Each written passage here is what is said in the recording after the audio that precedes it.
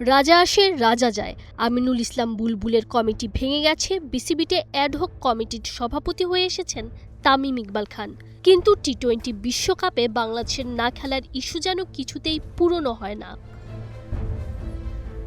এবার আরও একবার সেই ইস্যুতে মুখ খুললেন তামিম ইকবাল। ভারতীয় সংবাদ মাধ্যম দ্য ইন্ডিয়ান এক্সপ্রেসকে দেওয়া সাক্ষাৎকারে আগের কমিটিকে আবারও কাঠগড়ায় তুলেছেন বর্তমান সভাপতি। তামিমের কাছে প্রশ্ন ছিল, বিশ্বকাপ ইস্যুতে বিসিসিআইয়ের সঙ্গে বিসিবির প্রায় ভেঙে যাওয়া সম্পর্ক মেরামত করবেন কিভাবে।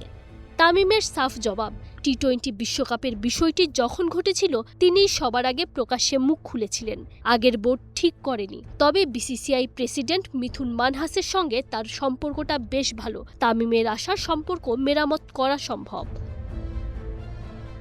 বিশ্বকাপে বাংলাদেশের না খেলার সিদ্ধান্তে সে সময় পাকিস্তানও পাশে দাঁড়িয়েছিল। এটা আন্তরিকতা নাকি রাজনৈতিক কোনো কারণ?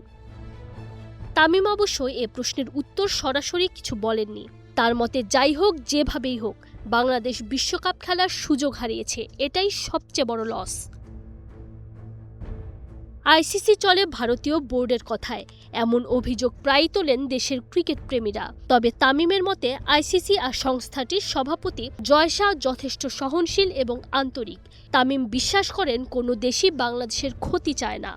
বিশ্বকাপ ইস্যু বাদেও তামিম কথা বলেছেন বর্তমান বোর্ডের কার্যক্রম নিয়েও। ১৩০০ কোটি টাকার ক্রিকেট বোর্ডে ক্রিকেটারদের স্বার্থেই কাজ করতে চান টাইগারদের সাবেক এই অধিনায়ক।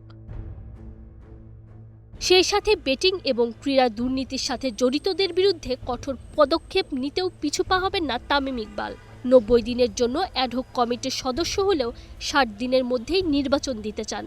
আর বিশ্বকাপ নিয়ে যা ঘটেছে তা ভবিষ্যতে যেন আর না হয় সেদিকে খেয়াল রাখার প্রতিশ্রুতিও দিয়েছেন তামিম ইকবাল খান। Tanjim Oishi, star play.